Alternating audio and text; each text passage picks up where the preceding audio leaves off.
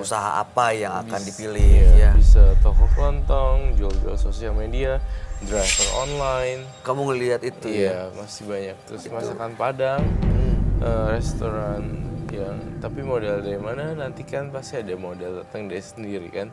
Iya. Kalau jalannya bener pasti tiba-tiba ada duit dadakan. Jangan selalu ditanya modalnya gimana, ntar datang sendiri tiba-tiba kalau jalannya mulus. Saya mau tanya, kamu kan udah terjun ke dunia ini sama bandingin yang toko kelontong, saya rasa toko kelontong akan banyak menyimpan uang. Nah, yang kenapa nggak ada uang ya? Kamu tahu nggak kenapa? Uang jin dimakan setan, uang haram Itu nggak akan berkah. nggak bakal bekah dan nggak bakal bisa dipegang lama-lama. Beda kalau misalnya kamu jualan beras, toko kelontong atau apapun, itu Akan berkah. ada tabungannya kelihatan dan ada berkahnya. Bener gak sih, Bay? Iya. Setuju. Itu loh. Makanya kan saya tanya, loh uang bertahun-tahun nggak ada uang jin dimakan setan. Itu loh, semoga Ibu, mohon maaf ya, saya bukan menggurui, tapi apa yang dipikirkan Arin itu bener gitu loh. Beneran, bener-bener pakai logika gitu. Itu yang mudah-mudahan di selama malam hari ini ya, Iya. harapan kita semua nih keluarga ini bisa benar-benar memulai hidup yang baru. Iya. Terutama sekarang perhatiannya juga buat bapak yang lagi sakit keras kan ya, Mbak Arin ya. Iya. Kami ingin lihat semua keluarga ini kompak Ya dong, berpelukan gitu. pelukan orang kayak, saya. ya baik lah. Pelukan Silakan, teletabis. Iya, Ma. Iya, Ma. Sama-sama. Iya. Ayo, Ma. Iya, Ma. Iya, silakan. Oh.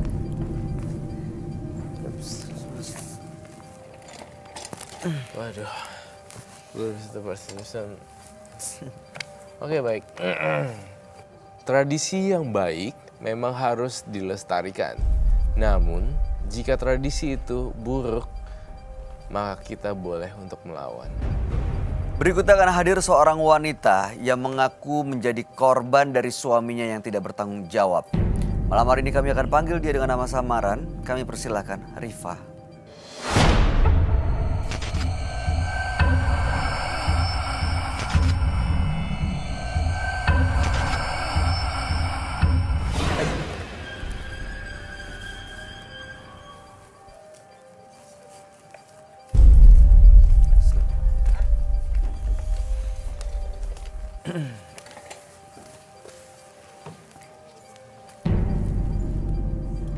Selamat malam Rifa.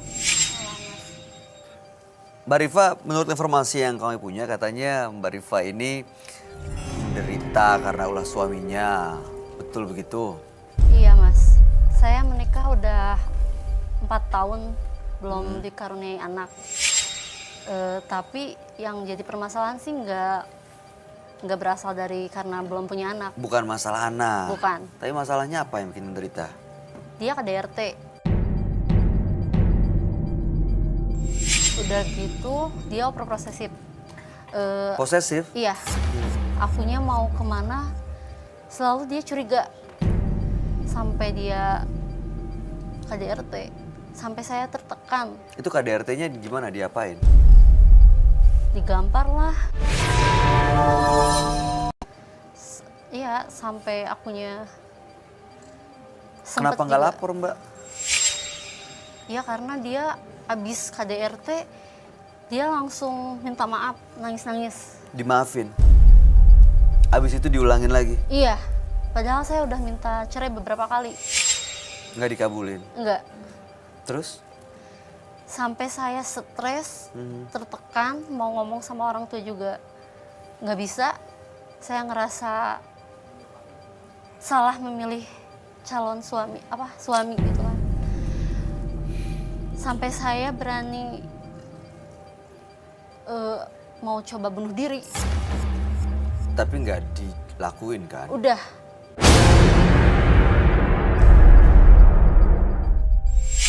Saya pernah berantem, Hah? konflik, dia keluar.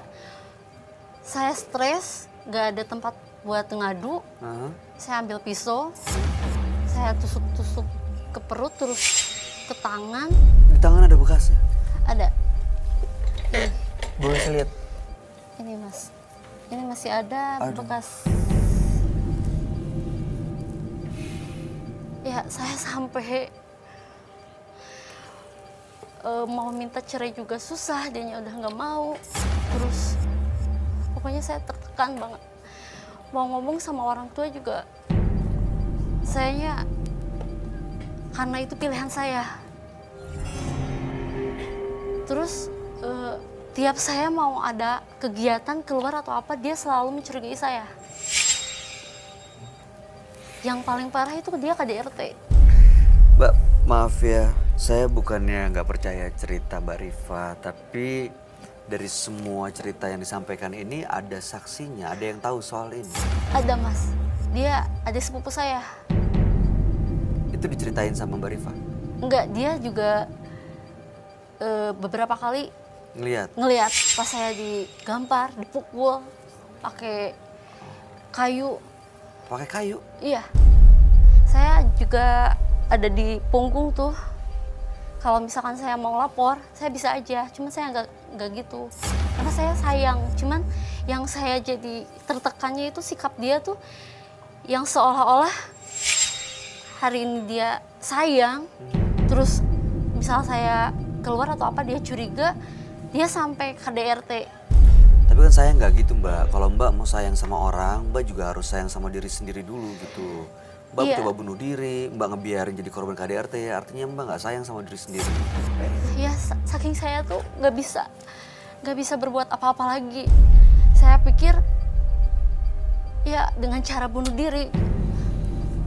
Kadang kalau lagi kayak gitu timbul hasutan apa gitu, yang ngapain gitu. Saya harus ngelanjutin pisah juga dia nggak mau, terus dianya Itu sebenarnya minta cerai cuma mengancam ya, bukan bener-bener mau cerai karena masih sayang, masih cinta gitu.